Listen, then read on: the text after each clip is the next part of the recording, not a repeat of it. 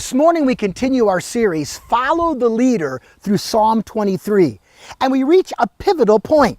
There's an abrupt change. In the first 3 verses, the sheep, David, talks about the shepherd. But beginning in verse number 4, he now talks to the shepherd. Now what makes the difference? Well, in verses 1 through 3, the sheep are in the green pasture. That's when we talk about God.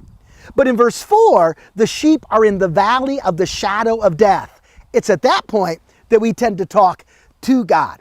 And here's what David says. He says, even though I walk through the valley of the shadow of death, I fear no evil, for you are with me.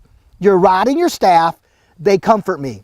You see, often shepherds would have to move their sheep to a new plot of ground, and to get there, they would have to lead them through a valley of deep darkness. But it was important for those sheep to be able to get to the ground where they could have the best pasture.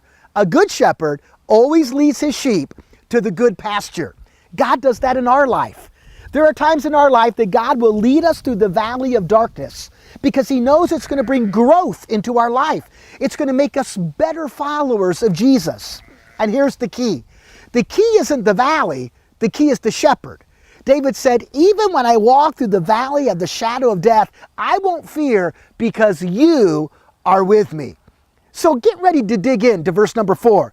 As this morning we study those words, even though I walk through the valley of the shadow of death, I will fear no evil, for you are with me. Your rod and your staff, they comfort me.